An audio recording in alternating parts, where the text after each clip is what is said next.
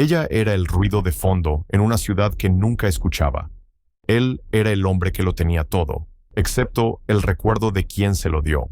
Cuando un fantasma de su pasado reapareció con manos cansadas y una historia propia, las paredes cuidadosamente construidas de su mundo estaban a punto de derrumbarse por lo único que nunca vio venir: una deuda de bondad. Solo entró al restaurante de carretera por el café, un trago rápido y amargo para cortar la monotonía de un viaje por el estado. El aire, cargado con el olor a grasa rancia y azúcar quemado, se adhería a las solapas de su traje de $1000. Y entonces la vio. Detrás del mostrador, limpiando un círculo pegajoso de jarabe con un movimiento lento y practicado, estaba María López. El nombre lo golpeó como un puñetazo físico, un eco olvidado de una vida que había pavimentado con éxito y aplausos. Era el mismo rostro, aunque marcado por el cansancio que 20 años de vida dura habían tallado en su piel. Sus manos, las que una vez le deslizaron en secreto $20 para libros de texto y pagaron su cuota de examen para que no lo expulsaran, ahora estaban agrietadas y rojas. Él era Javier Morales, fundador de un imperio tecnológico, un hombre cuyo nombre abría puertas. Ella era una camarera en un café barato, un fantasma con un delantal gastado. El contraste fue un golpe al estómago más potente que cualquier negociación en una sala de juntas. María le había dado un futuro, y él había olvidado su nombre. La conversación, cuando finalmente llegó, fue algo torpe y vacilante. Pidió su café, y los ojos de ella, nublados por la fatiga de un turno doble, mostraron solo un destello de reconocimiento. «¿Javier? ¿Javier Morales?», preguntó con la voz rasposa.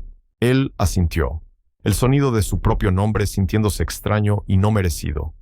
Un abismo de historia no dicha se abrió entre ellos en el silencio pegajoso del restaurante. La miró, luego al capó brillante de su sedán alemán, visible a través de la ventana sucia, y comprendió con una claridad nauseabunda: sin ella, nada de eso existiría. Su pequeño acto de desafío contra un sistema diseñado para mantener a chicos como él abajo fue la piedra que inició la avalancha de su éxito.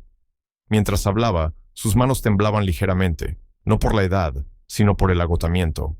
Le contó sobre los turnos nocturnos, sobre su hijo adolescente, Miguel, un chico brillante con un hambre feroz por aprender, un hambre que ella no podía permitirse alimentar. El mundo se inclinó por primera vez ese día cuando un hombre corpulento, de unos 50 años, entró desde la oficina trasera, su rostro una máscara de autoridad agria. Javier lo reconoció al instante. El señor Ramírez, el antiguo entrenador de gimnasia de la secundaria, que predicaba que los chicos pobres no ganan, y había intentado extorsionarlo por una cuota para unirse al equipo. Ahora era el dueño de este lugar, y dirigía su veneno hacia María. «López, esa mesa lleva esperando 5 minutos. ¿Crees que están aquí para admirar la decoración?», se burló, su voz lo suficientemente alta como para que los pocos clientes lo escucharan. La humilló, amenazó su trabajo por un salero mal colocado, sus palabras destilando la misma crueldad casual que Javier recordaba de hacía 2 décadas. La humillación fue un espectáculo público, y Javier sintió una rabia caliente y familiar enrollarse en su estómago. El segundo golpe vino cuando Miguel, el hijo de María, entró con un montón de correo en las manos para su madre. Era un buen chico, educado y un poco tímido, pero sus ojos tenían un destello de inteligencia imposible de ignorar. Le entregó a María un sobre grande de Manila, algo que había encontrado mientras limpiaba el ático de su abuela. Dentro, entre fotos amarillentas, había un fajo de documentos legales antiguos, una escritura, avisos de ejecución hipotecaria y una carta detallando cómo una empresa más grande y agresiva había exprimido sistemáticamente el pequeño negocio de ferretería de su familia, llevándolos a la quiebra. El nombre del dueño de la empresa estaba impreso en letras crudas e implacables: Antonio Morales, el padre de Javier. Quedó congelado, atrapado entre la culpa de un pasado que nunca conoció y el horror de un presente que apenas comenzaba a entender. La deuda era más antigua, más profunda y mucho más dolorosa de lo que jamás pudo imaginar. El final no fue una transacción silenciosa, sino una revolución. Al día siguiente, Javier regresó. No vino solo. Trajo a su abogado. Frente a los habituales de la mañana y un personal atónito, defendió a María cuando Ramírez comenzó su perorata diaria. No solo la defendió, desmanteló el pequeño reino del hombre. Compró el restaurante, en efectivo, allí mismo. Despidió a Ramírez en el acto, su voz tranquila pero inflexible, La humillación pública, un reflejo de lo que María había soportado. Pero eso no fue el verdadero pago. Se volvió hacia María y Miguel y anunció la creación de un nuevo fondo universitario, cuyo primer beneficiario sería su hijo, una dotación lo suficientemente grande como para cubrir cualquier universidad que eligiera. Porque una deuda que comenzó con un acto silencioso de bondad en un pasillo escolar polvoriento, explicó a la sala silenciosa, nunca podía quedar sin pagar. La historia ya no era sobre dinero o éxito. Era sobre cómo un solo acto de bondad olvidado podía regresar con la fuerza de un maremoto, arrasando años de injusticia y forzando la verdad a la luz. Para María, el mundo era un zumbido constante de indiferencia. El tintineo de platos de cerámica barata, el silbido de la máquina de café, el zumbido del antiguo aire acondicionado que olía a metal húmedo y podredumbre. Se movía por el restaurante como un fantasma, su presencia reconocida solo cuando una taza estaba vacía o una cuenta vencía. Las miradas de los clientes la atravesaban, sus mentes en carreteras, plazos y amantes. Era el equivalente humano al papel tapiz beige. A veces, la invisibilidad era un escudo. Otras veces, era un veneno de acción lenta. Una risita silenciosa cuando malinterpretaba un pedido, su acento un poco demasiado rural para sus gustos citadinos. Un gesto despectivo de la mano, la forma condescendiente en que un empresario explicaba su pedido, como si fuera una niña. Solo un café negro, cariño. ¿Entendiste? Cada pequeño desprecio era un grano de arena, y después de 20 años, sentía que llevaba un desierto sobre sus hombros. Dentro, un fuego tranquilo y cansado ardía, un calor que hacía mucho había dejado de esperar combustible. La chispa que lo encendería todo llegó un martes. El restaurante estaba inusualmente lleno. Un tour en autobús había descendido como una bandada de langostas hambrientas. El aire estaba cargado con los olores a tocino frito e impaciencia. María se movía a un ritmo frenético, sus zapatillas gastadas chirriando en el suelo de linóleo. Un hombre en una cabina de la esquina, vestido con una camisa impecable que probablemente costaba más que su renta mensual, la llamó con un chasquido de dedos. «Oye, tú, camarera», dijo, su voz teñida de una arrogancia fácil e heredada. «Este bistec está bien cocido. Pedí término medio. ¿No pueden ni siquiera hacer eso bien?» Sus amigos en la mesa rieron. Uno sacó su teléfono, con una sonrisa burlona, y comenzó a grabar. «Tal vez deberías quedarte sirviendo café», continuó el hombre apartando el plato. «Deja las tareas complejas a alguien con un poco más de cabeza». El insulto, tan descarnado y público, quedó suspendido en el aire. La risa de su mesa fue un chorro de gasolina. A su alrededor, otros clientes miraban con lástima o apartaban la vista rápidamente, avergonzados, pero reacios a intervenir. María sintió su rostro enrojecer, una vergüenza ardiente y punzante. Bajó los ojos, murmuró una disculpa y tomó el plato, sus manos temblando. El peso del desierto en su espalda de repente se sintió insoportable. Pero en lo profundo de las brasas ardientes de su agotamiento, una pequeña llama desafiante cobró vida. Javier Morales observó la escena desde su asiento en el mostrador, el café amargo olvidado en su mano. Vio la mueca del hombre, el destello de la cámara del teléfono, la forma en que María parecía encogerse en sí misma. Reconoció al hombre, un ejecutivo junior de una firma rival, conocido por su estilo abrasivo. Pero lo que vio en María fue algo completamente distinto. Justo cuando el caos del tour en autobús alcanzó su punto máximo, la puerta de la cocina se abrió de golpe. El cocinero, un joven abrumado y sudoroso, gritó que la entrega principal de productos estaba retrasada 1 hora y se habían quedado sin papas para las papas fritas. El pánico se extendió entre el personal. Ramírez, el dueño, comenzó a gritar. Toda la operación estaba deteniéndose. Y entonces, en el ojo de la tormenta, María actuó. Tomó una libreta de pedidos y un bolígrafo. En 30 segundos, su pluma voló por el papel, creando un diagrama de lógica y eficiencia. Cambien todos los pedidos de sándwiches de desayuno a tostadas en lugar de bollos. Tenemos pan. Redirijan el pedido de la mesa 5 a la parrilla. Liberará la freidora. Leo, comienza a preparar las papas fritas congeladas de emergencia, pero solo para las próximas 3 mesas, ordenó, su voz baja pero clara, cortando el pánico. Luego tomó el teléfono, marcó al proveedor y, en un tono tranquilo y firme, negoció una entrega parcial e inmediata de los artículos más críticos desde un almacén hermano al otro lado de la ciudad, asegurando un descuento por las molestias. El espacio a su alrededor pareció deformarse. El ejecutivo burlón miró, con la boca ligeramente abierta. El caos se calmó, reemplazado por un zumbido de actividad enfocada. El corazón de Javier latía con fuerza contra sus costillas. No estaba mirando a una camarera. Estaba mirando a una general de logística de 4 estrellas, una maestra de la gestión de crisis. Estaba mirando a un genio. Después de que la avalancha terminó y el ejecutivo arrogante se fue, Javier se acercó a su mesa. El aire aún estaba brumoso con los vapores de la cocina, pero la tensión se había roto. «Eso fue increíble», dijo, su voz llena de un asombro genuino que la hizo levantar la vista, sorprendida. Hizo un gesto vago hacia la cocina ahora ordenada. «¿Cómo lo hiciste?» María se encogió de hombros, limpiando la mesa con un trapo húmedo. El gesto era automático, arraigado. «Haces lo que tienes que hacer», dijo en voz baja. «Cuando estás manejando 3 facturas con un solo cheque y el proyecto de la Feria de Ciencias de tu hijo necesita una placa de circuito para mañana, aprendes a hacer que las cosas funcionen». Habló sin un rastro de autocompasión, declarándolo como un simple hecho de su existencia. Él insistió suavemente, preguntando sobre su vida, sobre Miguel. Sus historias eran un tapiz de sacrificios silenciosos y resolución implacable. De arreglar una lavadora rota con un tutorial de YouTube, de crear un horario codificado por colores para manejar sus 3 trabajos de medio tiempo, de aprender suficiente código para ayudar a su hijo con su tarea de programación. Luego lo miró directamente a los ojos, la fatiga reemplazada momentáneamente por esa chispa de fuego. «Aprendí», dijo, su voz apenas un susurro pero cargada de resolución, «para que nadie pueda decirle a mi hijo que no es suficiente para triunfar». Las palabras cayeron sobre Javier como piedras. Su conmoción y culpa iniciales se transformaron en un respeto profundo y humilde. Él estaba en camino a una presentación crucial para una nueva plataforma de logística que su compañía estaba lanzando.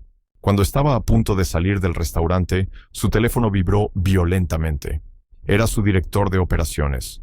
Un servidor de datos crítico en su centro de Guadalajara había colapsado, comprometiendo toda la demostración en vivo. La copia de seguridad estaba fallando. Era una catástrofe. El pánico, frío y agudo, lo invadió. En un impulso salvaje e inexplicable, se volvió hacia María. Sacó su tableta, la pantalla una cascada aterradora de mensajes de error rojos. «Sé que esto es una locura», dijo, su voz tensa por el estrés. «Pero mira esto. Todo nuestro sistema está routed a través de Guadalajara. Estamos muertos en el agua». Esperaba que ella se viera confundida, que lo despidiera con un gesto. En cambio, ella se inclinó, su ceño fruncido en concentración. El olor a lejía de su trapo de limpieza era fuerte en el aire. Escaneó el complejo diagrama de flujo, su dedo trazando una línea de código. «Tienes un servidor redundante en Monterrey, ¿verdad?», preguntó. Él asintió. «Pero el protocolo de cambio está fallando». Ella señaló un pequeño nodo de transferencia de paquetes de datos pasado por alto. «No es el protocolo.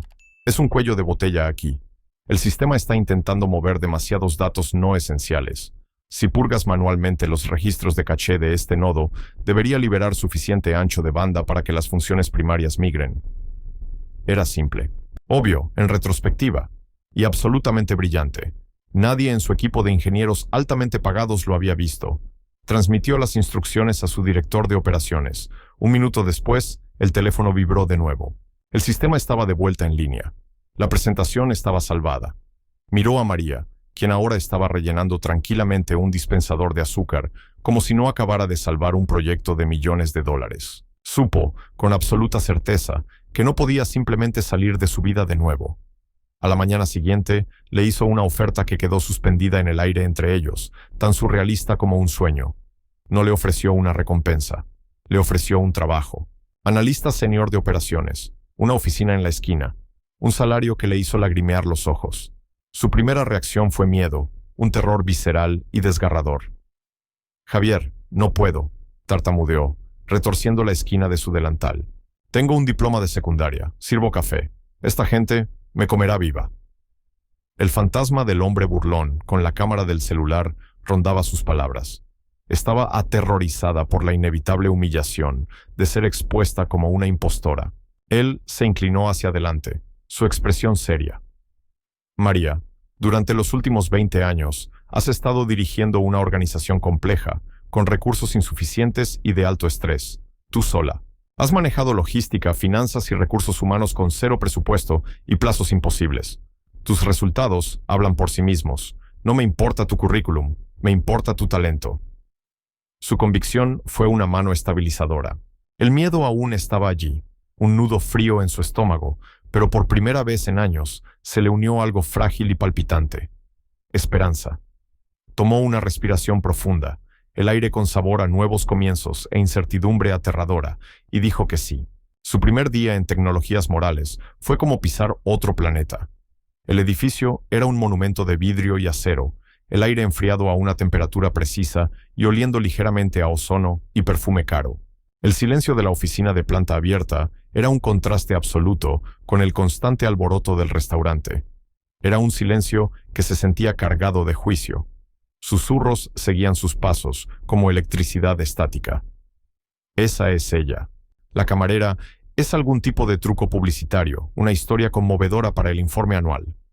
Un joven gerente elegante con una sonrisa practicada lo llamó una iniciativa audaz de diversidad en su cara.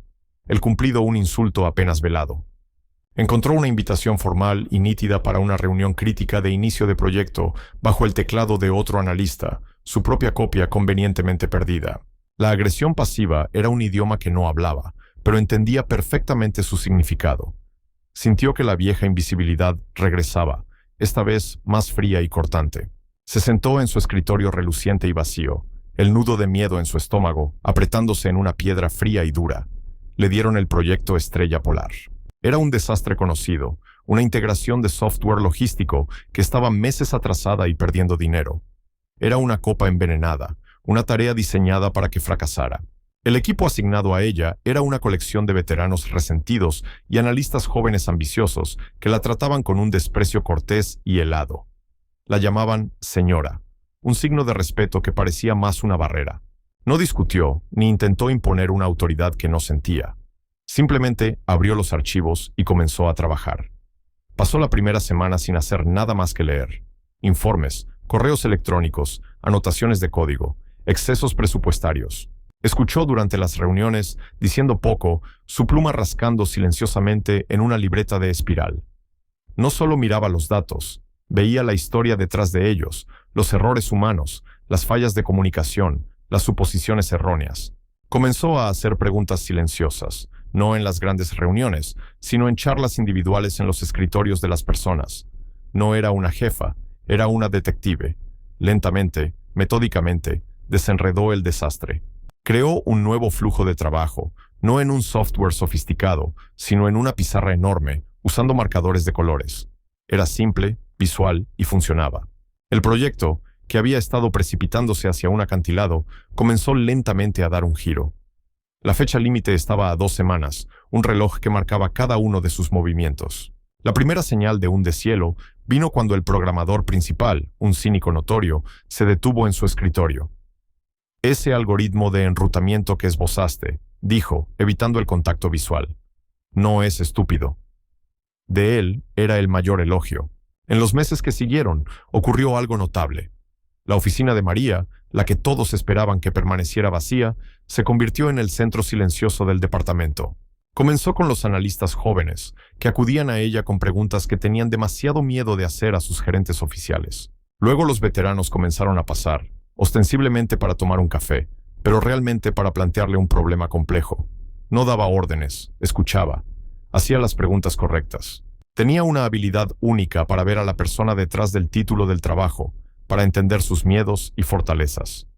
Donde una vez hubo susurros sobre su lugar, ahora había discusiones sobre sus métodos. Sus diagramas en la pizarra eran fotografiados y compartidos.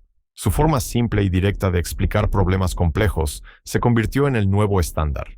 Nunca alzó la voz, nunca jugó juegos políticos. Su autoridad no fue otorgada por un título, fue ganada a través de la competencia y la compasión. Todavía era María, pero ahora, cuando caminaba por la oficina, las miradas que la seguían no estaban llenas de lástima o desprecio, sino de un respeto reacio y creciente. Javier observó su transformación con una sensación de reivindicación profundamente personal. Vio el cambio no solo en ella, sino en las personas a su alrededor. Su éxito no fue solo una victoria personal, fue una prueba de concepto. Era evidencia de que el talento estaba en todas partes, a menudo escondido a plena vista, enterrado bajo capas de prejuicio y circunstancia. Inspirado, anunció un nuevo programa a nivel de la compañía, financiado y promovido personalmente por él, la Iniciativa Clave. Estaba diseñada para reclutar y capacitar activamente a personas con antecedentes no convencionales. Mecánicos con 1906, talento para sistemas. Padres que se quedan en casa con habilidades organizativas de nivel maestro, cocineros de comida rápida que podían manejar el caos. Era una declaración formal de guerra contra el credencialismo y el sesgo, y le pidió a María que fuera su rostro público, que liderara la primera serie de talleres. Ella estaba aterrorizada, pero sabía que no podía negarse. Esto era más grande que ella. Era para todos los demás, que aún estaban de pie en las sombras. El evento de lanzamiento se llevó a cabo en el auditorio más grande de la compañía. La sala estaba llena de empleados, prensa de la industria y dignatarios locales. Las luces del escenario eran calientes y cegadoras. Cuando Javier la llamó al podio, un silencio cayó sobre la multitud. Su corazón era un tambor frenético contra sus costillas. Agarró los lados del atril, sus nudillos blancos. No usó el discurso preparado, solo habló. Les contó sobre el restaurante, sobre los comentarios condescendientes, sobre la sensación de ser completamente invisible. Durante años me dijeron, de 1000 maneras diferentes, que solo era ruido de fondo, dijo, su voz temblorosa pero clara. Y cuando se ríen de ti, o te descartan, o miran a través de ti, comienzas a creerlo, comienzas a encoger. Pero aquí está lo que aprendí. Hizo una pausa, mirando al mar de rostros. Cuando se reían, yo estaba aprendiendo. Cuando me descartaban, estaba resolviendo problemas. Hoy estamos aquí para decir que ya no confundiremos una voz silenciosa con una falta de talento. Estamos aquí para empezar a escuchar. El silencio que siguió fue profundo. Luego, una sola persona en la parte trasera comenzó a aplaudir. El sonido fue acompañado por otro y otro, hasta que todo el auditorio estalló en una ola de aplausos atronadores. La gente se ponía de pie. En ese momento, no era un proyecto o una curiosidad, era una líder. Mientras los aplausos la envolvían, vio a Miguel abriéndose paso entre la multitud, su rostro radiante de orgullo. Sostenía el viejo sobre de Manila del ático de su abuela. Llegó al escenario y se lo entregó a Javier, quien había venido a pararse junto a ella. «Pensé que deberías ver esto», dijo Miguel. Javier abrió el cierre y sacó el contenido. Los documentos eran frágiles por la edad. Mientras leía, el color se desvaneció de su rostro. Todo estaba allí. Los préstamos predatorios, la compra apalancada, la destrucción sistemática de Ferretería López, un negocio local próspero, y al pie de cada página, la firma del hombre que lo había orquestado todo, su padre, Antonio Morales. Los aplausos en la sala se desvanecieron en un rugido sordo en sus oídos. El triunfo del momento se convirtió en cenizas en su boca. Había pasado meses tratando de pagar una deuda de $20 a María, solo para descubrir que su familia le debía una vida. A la mañana siguiente, Javier condujo de regreso al restaurante. María estaba con él. Encontraron a Ramírez en su lugar habitual, reprendiendo a un joven ayudante de camarero. Javier no alzó la voz. No necesitaba hacerlo. Caminó hasta el mostrador, su abogado a su lado, e informó a Ramírez que Tecnologías Morales había adquirido la propiedad y el negocio una hora antes. Estaba despedido, con efecto inmediato. Ramírez farfulló, su rostro tornándose de un rojo moteado, pero la finalidad en la voz de Javier era absoluta. Frente a todo el personal, Javier se volvió hacia la cocinera principal, una mujer que había trabajado allí durante 30 años, y le ofreció el puesto de gerente, con un aumento y beneficios completos. Luego enfrentó a María, el peso de los pecados de su padre pesado sobre sus hombros. «Esto no lo arregla», dijo, su voz cargada de emoción. «Pero es un comienzo». Anunció la creación de la Fundación Familia López, cuyo primer acto fue proporcionar una beca completa de 4 años para Miguel a cualquier universidad de su elección. No era caridad, era restitución. Un mes después, el restaurante reabrió.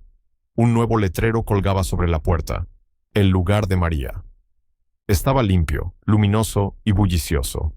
Pero el cambio más significativo estaba en la pared detrás del mostrador.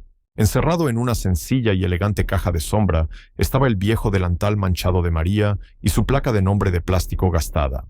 Debajo, una pequeña placa de latón estaba grabada con una sola frase: «El talento no tiene uniforme». Se convirtió en un hito local, un símbolo silencioso de la historia más comentada de la ciudad. La gente venía por un café y tomaba una foto de la exhibición, compartiéndola en línea con sus propias historias de ser ignorados y subestimados. Tarde una noche, semanas después de la reapertura, María estaba en su nueva oficina en el piso 40. La ciudad se extendía ante ella, una alfombra brillante de luz y posibilidad. El silencio ya no era de juicio, era pacífico. En su escritorio, junto a una pila de archivos de proyectos, estaba su vieja placa de nombre agrietada del restaurante. La levantó, el plástico cálido contra su piel. Pensó en las innumerables personas como ella, trabajando en los rincones silenciosos e invisibles del mundo, su brillantez escondida a plena vista. Mirando su reflejo en la vasta ventana, no vio a una camarera ni a una ejecutiva, sino a una mujer que finalmente había sido vista. Susurró a las luces de la ciudad, una promesa para ella misma y para todos ellos. Tu turno está llegando. Te veremos pronto. El cálido resplandor victorioso de la lámpara de su escritorio iluminó su rostro, un faro silencioso en la noche. El talento no se preocupa por tu código postal, tu título de trabajo o el color de tu piel. Recuerda esta historia la próxima vez que estés a punto de pasar por alto a alguien que parece invisible.